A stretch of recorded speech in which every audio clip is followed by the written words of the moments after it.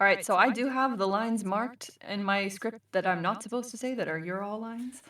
But if I forget, I'm sorry. But I will try.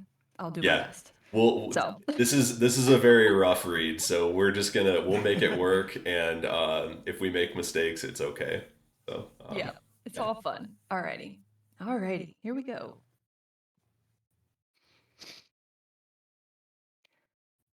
Chapter 2. The Burrow. As Mari walked down the path into the burrow, the familiar muffled sounds of hustle and bustle gradually grew.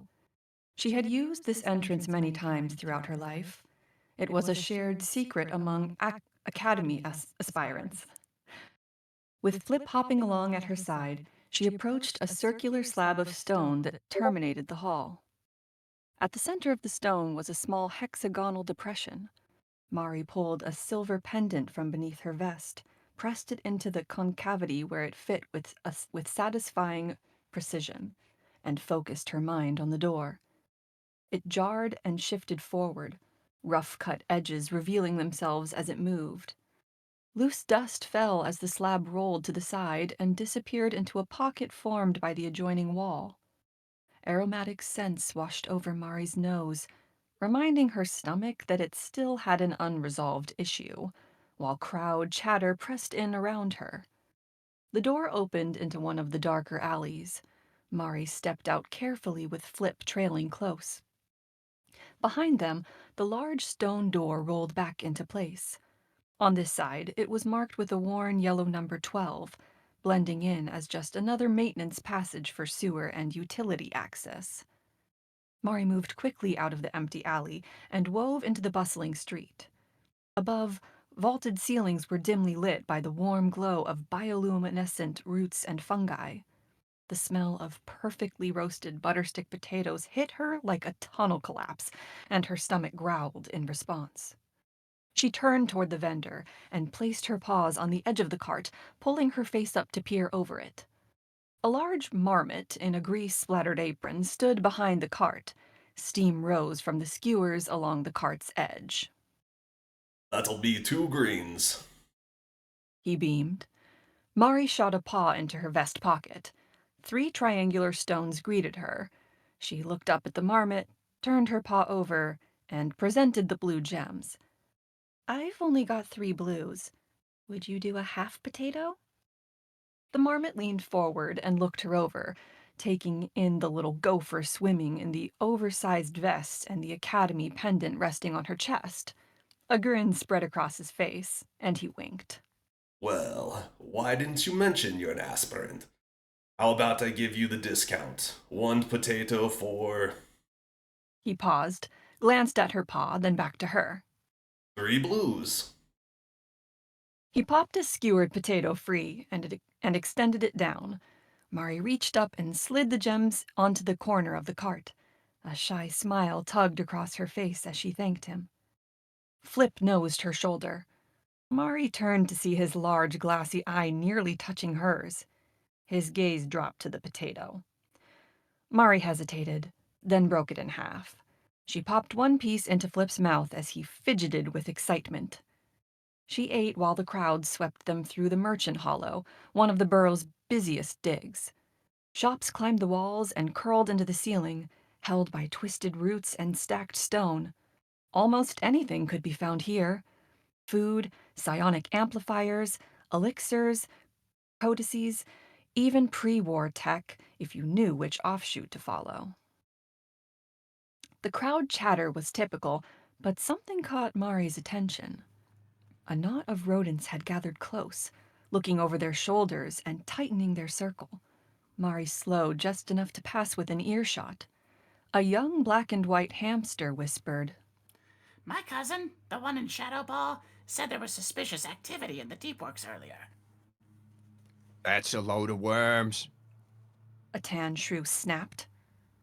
The builders would never let anything happen to Deep Works. It's too important to the borough. That new guy that runs the tight... Oh, my bad. Plus, that new guy runs a tight borough. What's his name again? A mottled chocolate and cream gerbil cut in. Ordinate roll. Yeah, good beaver. Everything will be fine. After all, packed earth outlasts panic. The shrew delivered it like a verdict. Mari fell back into the flow and glanced at Flip. Gerald might be off shift. Tailweaver's on the way. Want to check? Flip hopped along unbothered. Mari pulled the last of the potato off the skewer with her teeth. Yeah, Gerald'll know. They rounded a corner into a narrow alley that ended abruptly at towering wooden double doors. Arch-stained glass windows flanked the entry. Above it, Tailweavers curved in bold black letters, the inlaid glass catching the glow and casting amber ripples onto the stone. Mari pulled the brass latch. The door gave, and light poured into the alley. Tea and dusty old books wrapped around her, replacing Merchant Hollow's earth and spice as she slipped inside with Flip close behind. A stout, bespectacled hedgehog sat cross-legged in a plush maroon corner chair, puffing on a pipe. Vanilla smoke rose from it, drifting up through the warmth of a central stone hearth. Not one fireplace, but a split rectangle half hanging from the ceiling and half set into the floor. Flames danced between the sections. It crackled softly. Bookshelves climbed to the ceiling, with a track ladder clipped along the top row. Mismatched furniture filled the room, gathered over years. Every piece a quiet invitation to stay, and a story of its own to share. In the opposite corner, a round-eared gray chinchilla and a tricolored guinea pig in glasses bent over a heavy text, murmuring as they read. Mari crossed to the back hall. A short bookshelf stood beneath a gold filigree-framed illustration of a ship in a terrible storm, waves breaking over the deck. Two worn wooden doors faced each other. Behind her, Flip settled against the warm stone. A sign on the left door showed a pile of small oval pellets, and the door hung ajar, revealing a toilet and washbin. The opposite door was shut, a stained placard above it engraved, Rufus. Mari leaned in, listened, then knocked.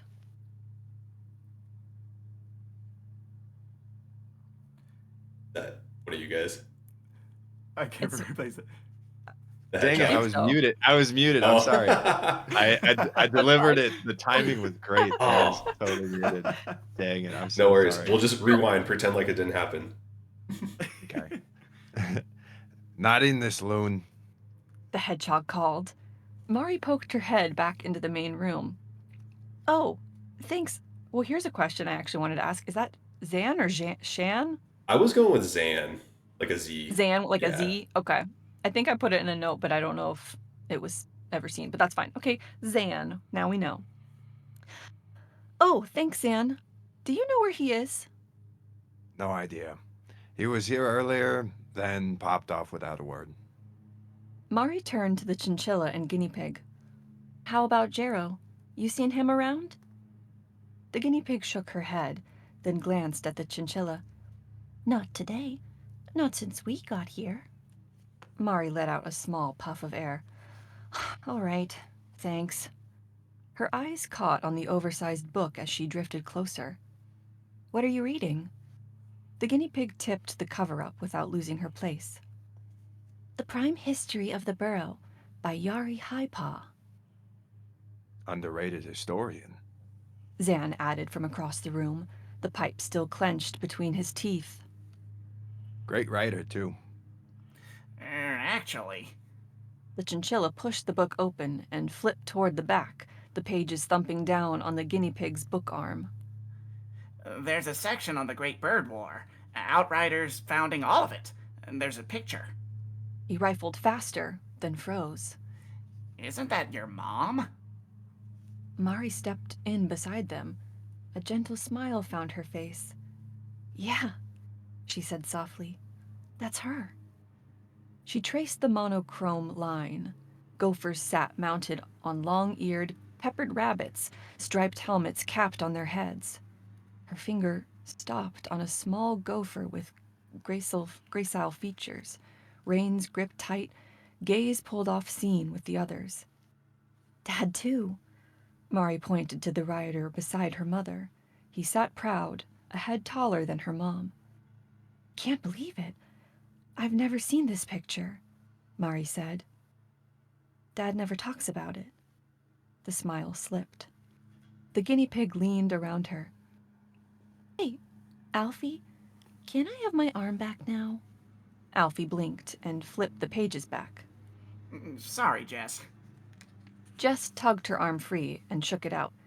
"No worries, but a fresh cup of tea wouldn't hurt," she said, then took a swig from her chip mug and held it out toward Alfie. Mari crossed back to Flip and ran a paw down his back. "Thanks for showing me that," she said, looking over her shoulder. "I'll read it later. Come on, Flip. Let's head home." They rejoined the crowd in Merchant Hollow. The tunnel widened, and a cooler, deep magenta glow filled the passage as the crowd thinned. She was nearing the spine, the central column of the burrow, spiraling upward to connect the sub-corridors. It rose through a small opening to the surface. Through it, a thin slice of night sky showed. Moonlight slipped down through the gap, the only sky many would ever see. Ascending through the spine's center was an imposing crystalline structure, the source of the light. A pair of robed rats knelt beside it, eyes closed. A river of light meandered to their foreheads and settled between their brows. As the moonlight strengthened overhead, the crystal shifted toward deep blue. Nearby shop signs followed suit, their hues turning with the crystal's pulse. "New loon," one of the rats murmured. The other echoed like a habit. Miss Stonepaw. A shrill voice called out behind her. Mari stopped and turned slowly. Mr. Crabhorb stood in the middle of the street, a small ground squirrel with long, wispy eyebrows and a maroon robe. He pierced her with squinted eyes. Miss Stonepaw. His voice was strangely deep, yet squeaky as he approached, inspecting her more closely, his gaze dropping to her feet before snapping back to her eyes. We missed you at lessons today. I assumed perhaps you were unwell, but your constitution seems to be in good quality. Mari glanced at Flip without moving her head, then back to Mr. Crabhorb. "Mr. Crabhorb, my father's sick. I've been caring for him all day. You know it's just the two of us," she added quickly. "I ran out to get quantum blue carrot mattresses. They help," All right, young lady. he squeaked, turning away dismissively. Then he stopped and turned back. I don't have to remind you. It's been 8 cycles since a gopher has been admitted into the Yarrow Academy for gifted rodents. I do, Mr. Crabhorb." Mari steadied her voice. "And I'm sorry I missed class. I'll make up the work. Promise." He stepped closer, keeping his voice low. Murray, I know you and your father don't have the same luxuries as many of the other aspirants. Tutors, private lessons, that sort of thing. He studied her before continuing. And I may not be your favorite instructor, but I push most where I see the greatest potential. Without another word, he patted Mari's shoulder and resumed taking his leave. As he shuffled away, he shot a final glance over his shoulder, the corner of a grin showing. Mari waved awkwardly and hurried off with Flip toward the pathway that wound up the perimeter wall of the spine. She turned down the dig that led to her den. "Why'd he look at my feet?" she asked Flip as she glanced down. Rusty dirt caked her paws, the kind only found high up in Long Valley. Her den had a large courtyard, especially for this dig. The ceiling roots gave off a calm, familiar glow, the kind that never flickered and never fully left a corner dark. In one corner sat a mat of straw. Mari led Flip in, and he joyously hopped over to the worn bedding. She pulled fresh hay from a storage bin near the porch and filled a bowl with water from a spigot. "Sleep well, pal," she whispered as he munched away. Mari moved to the circular stone door that served as the entrance to her den. She placed her paw on the groove running around its edge and gently rolled it to the right into a pocket in the earthen wall. While it was only halfway open, she slipped inside and quietly closed it behind her. Sweetness hit the moment she stepped in. She rushed into the kitchen. A pot of caramelized carrot soup cooled on the counter beside an empty bowl and wooden spoon. Mari filled the bowl and shoveled it down, warm and creamy with a sugary roasted bite. The den was silent, except for a muffled voice seeping from her father's bedroom. She recognized the cadence immediately. As she neared the open passage, the sound swelled to full volume. A gregarious voice boomed through the room.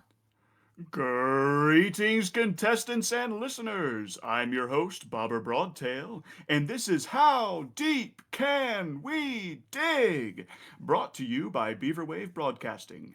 Today, we are putting up two of our returning contestants, Clover and Chloe, the dynamic duo hailing from Merchant Hollow, to see if they can solve the mystery that our riddle masters have spun. Mari paused at the passage and watched her father's chest rise and fall with each snore. The far wall of his room was plastered with pictures of the two of them.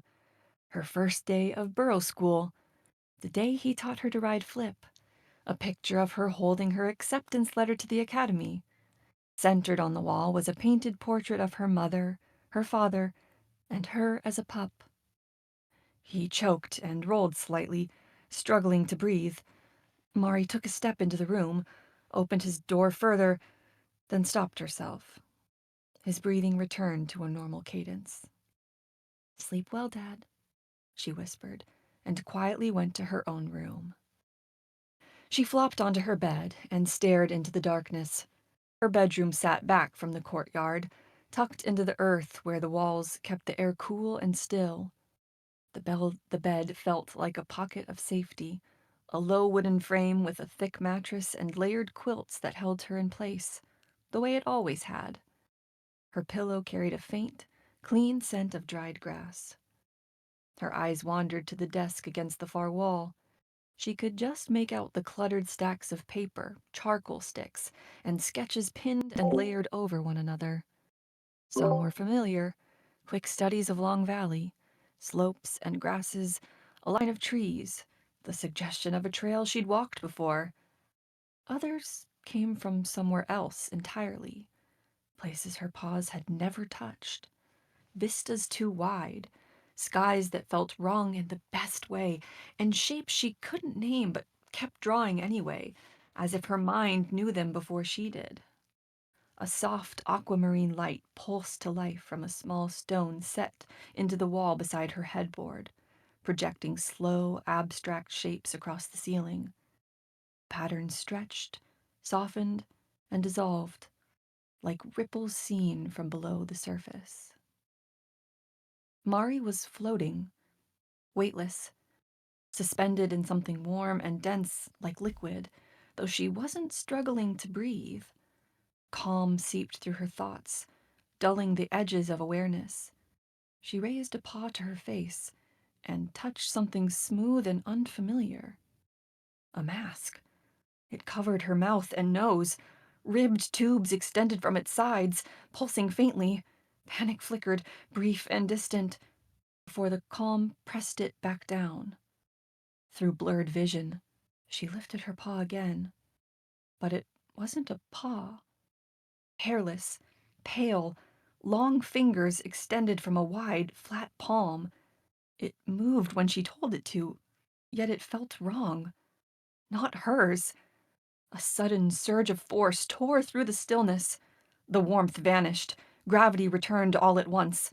Mari was expelled, dropped or thrown from whatever had held her. She struck cold stone and gasped as the shock rattled through her body. She lay shivering, breath coming in broken pulls, the darkness around her thick and shifting.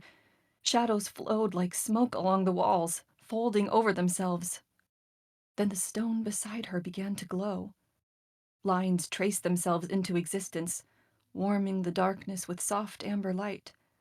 Symbols and letters emerged, familiar, impossibly so.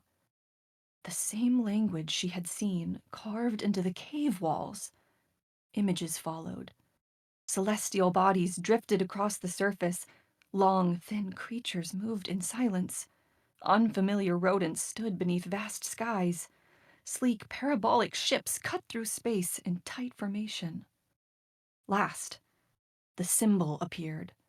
Nested diamonds, circumscribed and precise. It burned brighter than the rest. Beneath it, an inscription began to form. Before she could focus, before the meaning could settle, Mari, she jolted awake. Her father stood over her, his face tight with urgency. Mari, we've got to evacuate. There's been an incident at Deep Works. The burrow's flooding. He grabbed her paw. Quickly. There isn't much time. Mari sprang up, snagging her pack as her father pulled her toward the door. Once outside, she overtook him as he slowed and doubled over, coughing. She whistled sharply. Flip leapt over the fence and joined her in stride. The main corridor was filled with rushing water up to their waists. Other residents poured from their dens and sloshed through the main thoroughfare toward the spine. Upstream, a large family of prairie dogs attempted the ford to the torrent. 2 pups were swept up, crying out for help. Mari swung onto Flip's back and outstretched an arm toward her dad. His paw gripped halfway up her forearm, and she hauled him onto the rabbit's strong back. Flip's powerful build held steady in the rapids as they dodged debris and moved along the edges of the flood, leaping across courtyards. As they made swift progress, Mari pointed back to the 2 tan dots swirling down the dig toward them. "Dad, those are the Graslow pups," Get us to that fence line. he said, pointing to the arched entrance of a connecting dig where a courtyard fence abutted. Mari guided Flip to the spot and they dismounted quickly. Her dad grabbed a rope from Flip's saddle and started wrapping it around his midsection. Mari snatched the other end and tied it around herself. "Dad, I'm going out there, not you. You and Flip reel me back in." He looked at her, bewildered. I'm not letting you go out there. "Dad, you won't make it. This isn't a debate." She finished the knot, dropped her pack, and before he could stop her, she vaulted the fence and plunged into the freezing, turbid water. Fighting the current, she swam out, planning her intercept course for the pups. They had split. Mari set her sights on the farther one and drove forward, paw over paw, fighting the pull of the river. A wave smashed into her. The rope jerked taut. Treading water, she looked back. A log had caught the rope. It rolled, wedged into the ceiling, and the line went tight like a trap. Mari swung on the rope as the current dragged her downstream. Another wave broke over her. Mud filled her mouth. Something solid struck her under the surface and knocked the breath from her chest. Mari fought up and gasped. The far pup passed along the distant shore. Behind her, a high-pitched cry cut through the roar of the water.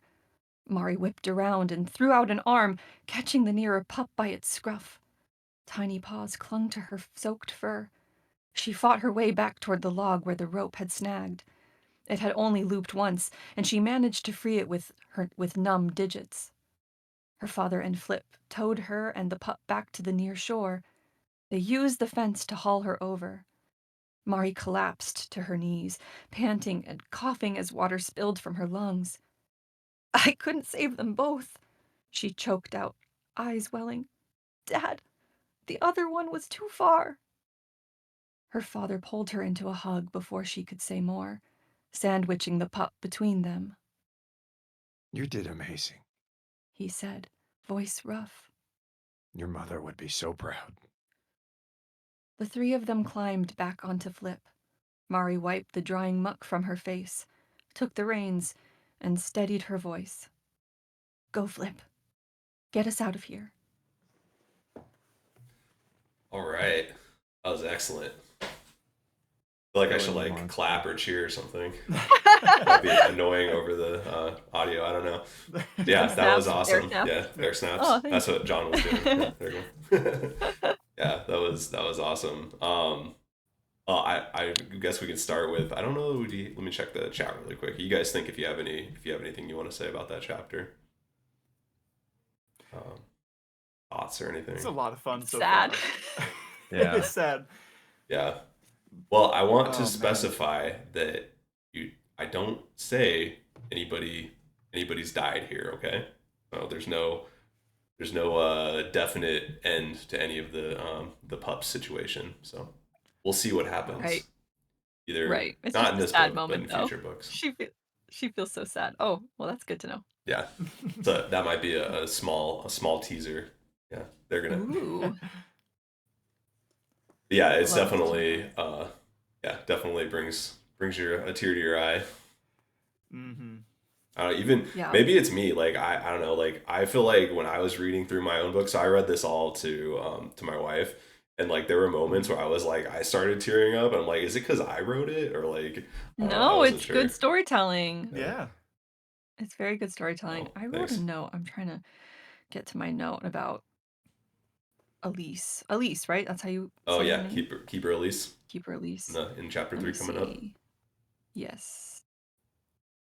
And I think while you get that pulled up, I mean, once again, it's just the story really benefits from just being like, all right, we're throwing you right in. Like, Yeah. it doesn't really hold any punches, even at the start, which I appreciate. And it's a lot of fun to kind of jump into this new world because it's so fantastical, but it's just like, you'll figure it out. Yeah. And Yeah, I definitely. love that, actually, in a story. So Thanks. it's a lot of Yeah. fun to read. Mm-hmm. That's why chapter 2 is one of my favorites. I love the world building aspect of just putting together the community Hmm. Yeah, of the because borough. it has the action sequence kind of at the end with the flood, but then it also kind of shows what a day-to-day life might be like in the borough, which I think is kind of cool. I agree. Yeah. Yeah, I was going for that really like that warm contrast too. So like with like the the dream into the flood scene. So it was like this is your home and Hmm. it's safe, and then it's like ripped away kind of, and like things get chaotic and Yeah. crazy real fast. Yeah. Yeah. The dream is so intriguing. Um, because it's cut off at exactly the moment you're like, wait, what? And then it's like, and then it goes from like intrigue to like, oh no, like stuff is going wrong. And so, yeah, I really like that beat. I was locked in. I was like, Hmm. Awesome, appreciate it. Thank you guys. Let's see what comments say. Zane's commenting. This is my brother. Got I'm not crying, you're crying. This is my mom, so Chris and Ginger Vegas. Yes, yes, yes. And then Zane again. It's thanks like everyone. when Harry first walks into Diagon Alley, and it's like, whoa, there's a whole new world here. Yeah. Oh, and then we got Stephanie, your mom there. I'm clapping. Hi, Some Mom. yeah, great comments. I think we got a few family members in the chat here hanging out for sure. I think you got some too, huh, Jack? Hmm. Heck I yeah. do. Yeah, I thought I saw a Duncan or last Another Duncan name. floating Yeah, around. I was like, I thought I saw one in the chat somewhere in there.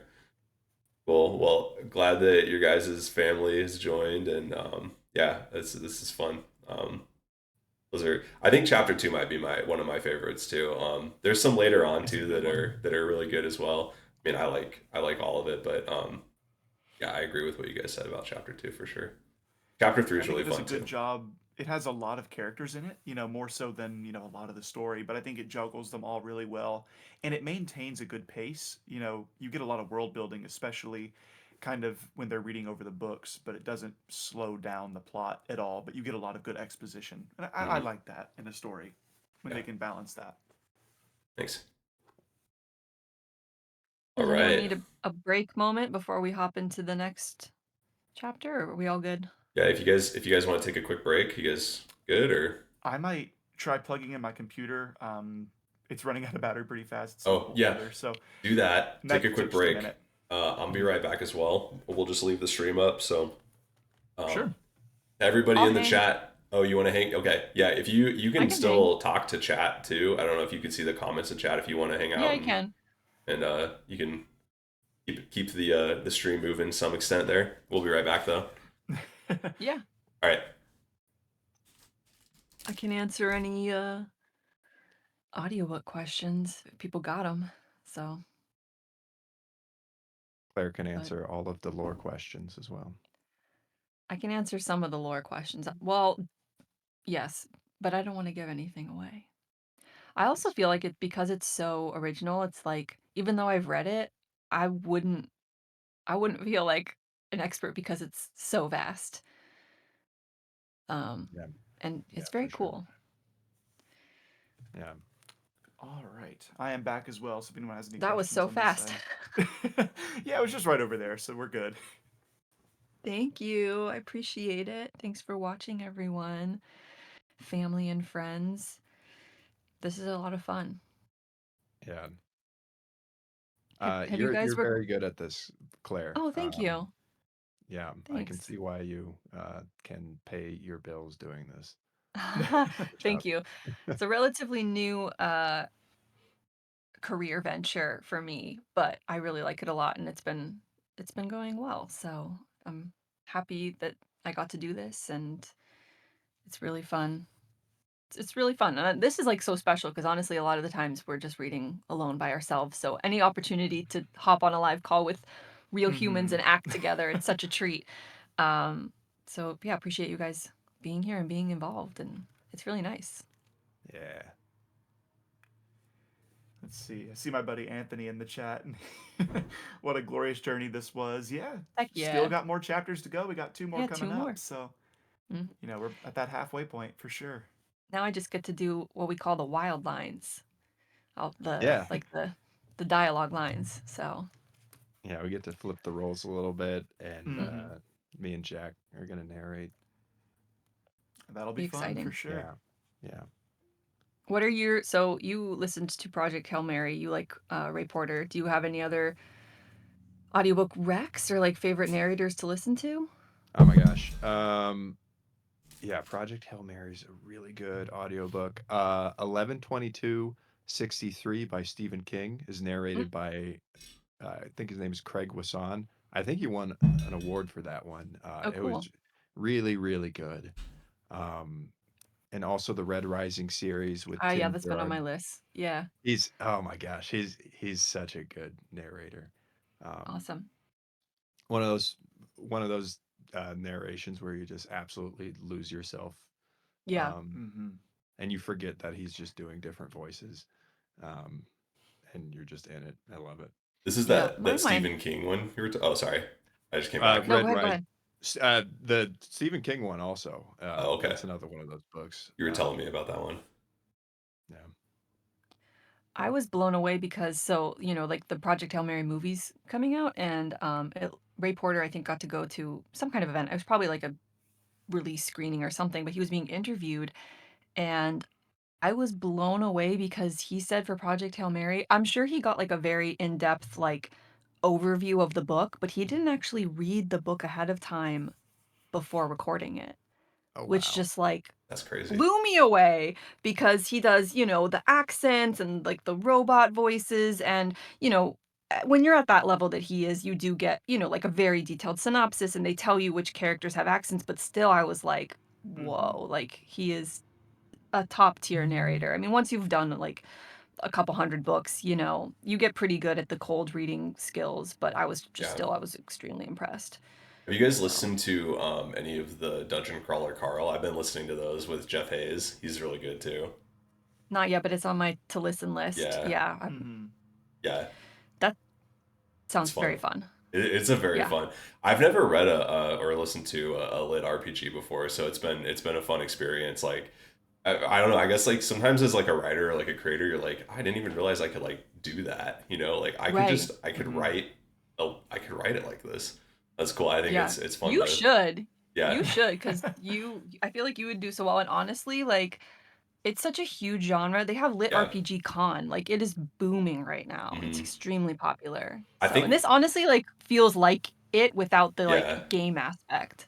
It's like a progression. It's like progression fantasy without the lit RPG, like the hard like class and like Yeah. system elements. But I do think that like maybe at some point I have some ideas for like spin-off stories and stuff. I think were you saying Jack like we need a Chuck like a We story for do. Chuck. I was like Chuck maybe Chuck could do a lit RPG spin-off at some point or something like that. Like we could do something unique. Yeah, there's a lot of ideas floating around in my brain for Mhm. side stories to go along with this. So When it comes to That's like awesome. audiobooks, only really over the past year or two have I really started listening to them heavily. But I love just how different everyone seems to be when they narrate. Like, I listened to the Audible version of Dean Koontz Frankenstein. Don't know if you guys have Mm. read or listened to that, but the narrator for that, great voice. He doesn't even really change his voice that much for each character, but it Mm. works. And then I don't know about anyone in the chat, but I'm really big into Warhammer. So I listened to the Warhammer audiobooks, and one character who I won't spoil, who I play, who shows up later in the book, I actually inspired his voice and accent is inspired by the Night Lords trilogy, Mm. of Warhammer books. So keep your eyes peeled for that when the full version releases. I feel like I need to get into Very cool. Warhammer. I've just heard so many people in the comments are like, "Oh, this is like Warhammer lore," or like stuff think like you'd that. love it. So yeah, Mhm. I've seen it played, It's right up your and alley. I kind of have like a general idea of like the lore, but I've never like read it or played it specifically. You got to Yeah. listen to the books because it's basically psionics, but instead of burrowing rodents, it's just boring old people. So That's cool too.